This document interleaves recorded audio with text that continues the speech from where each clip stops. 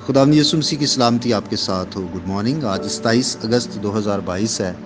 मत्ती रसूल का अंजीली बयान उसका 11वां बाब 23वीं और 24वीं आयत में यूँ लिखा है, और ए कफरनहूम, क्या तू आसमान तक बुलंद किया जाएगा? तू तो आलम अरवा में उतरेगा, क्योंकि जो मौजज़े तुझ में ज़ाहिर हुए अगर सदूम में होते तो आज तक कायम रहता। मगर मैं तुमसे कहता हूँ कि अदालत के दिन सदूम के इलाके का हाल तेरे हाल से ज़्यादा बर्दाश्त के लायक होगा। आमीन। खुदावंद यीशु मसीह ने ईमान ना लाने वाले शहरों पर अफसोस किया।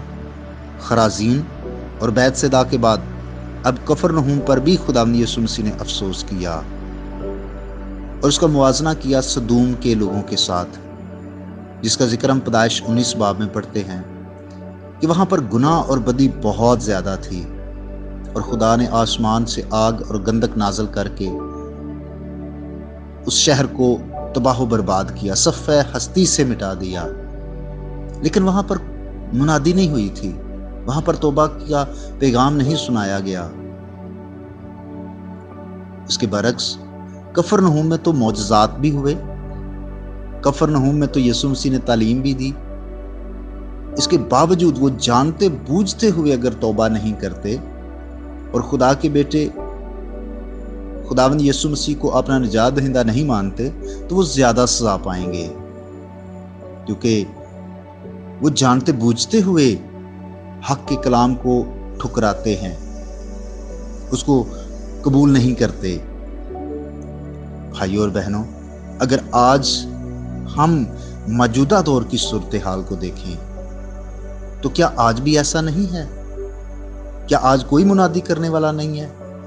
हाँ, आज तो बेशुमार मुनादी करने वाले हैं, खादमीन हैं, मुख्तलिफ और जरिए हैं जहां से हम मुनादी सुनते हैं। लेकिन क्या हकीकी तौबा हमारी जिंदगी में है, या हम अपनी जिंदगी से इस चीज को जाहिर करते हैं कि हमने वाकई तौबा की हुई है? भाइयों और बहनों, ये हमारे लिए चैलेंज है, क्योंकि इस दौर में भी अगर हम हकीकत को जानते हुए हकीकी तौबा ना करें या तौबा के मुआफिक अपनी जिंदगी में फल ना लाएं, फिर ज्यादा सजा पाएंगे। खुदा आपको बरकत दे और हकीकी तौबा का फजल बख्शे। आमीन। मैं आपके लिए दुआ करना चाहता हूँ। ऐ प्यारे आसमानी बाप, हम तेरे बेटे यीशु के नाम से तेरा शुक्र अदा करते हैं कि आज तेरा कलाम हमारे पास तहरीरी सूरत में हमारी अपनी ही ज़ुबान में मौजूद है, जिसको आसानी से हम पढ़ सकते हैं। और शुक्रगुजार हैं उन तमाम खादमीन के लिए जो दयानतदारी से हक के कलाम को लोगों तक पहुंचाते हैं।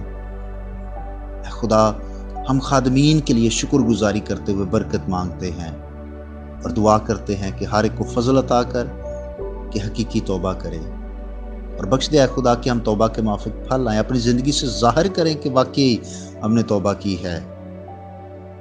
मुल्क पाकिस्तान की मौजूदा सूरत हाल के लिए हम दुआ गो हैं। ऐ खुदा, हमारे मुल्क पर रहम कर। जितने भी लोग सैलाब से मुतासर हुए हैं, ऐ खुदा उनके साथ हो। इस मुश्किल और तकलीफ के वक्त में तेरा आसमान उनके लिए खुले। तो जो कौमों, कबीलों, उम्मतों का खुदा है, हम दुआ करते हैं हुक्मरानों के लिए, सियासी और समाजी तंजीमों के लिए, पाकिस्तानी कलीसिया के लिए। खुदा तू उनको उठा खड़ा कर, तैयार कर, ताकि इस दुख और तकलीफ के वक्त में लोगों की मदद कर सकें। ऐ आसमानी बाप, मैं दुआ करता हूँ जितने भाई और बहनें इस पैगाम को सुनते हैं, उनको और उनकी फैमिलीज़ को और उनके कारोबार को, उनकी स्टडीज़ को, उनकी जॉब्स में, खुदा उनको कसरत की बरकत देना। आज का दिन हम तेरी फरमाबरदारी में गुजारें, यीशु मसीह के नाम से, आमीन। मेरा नाम पास्टर बिशारत है और ये पैगाम आपको इवेंजेलिकल चर्च अटक की तरफ से भेजा गया। अब तक हमारा चैनल सब्सक्राइब नहीं किया तो अभी सब्सक्राइब करें और बेल आइकॉन को क्लिक करके हमारी लेटेस्ट वीडियोस के बारे में अपडेट जानें।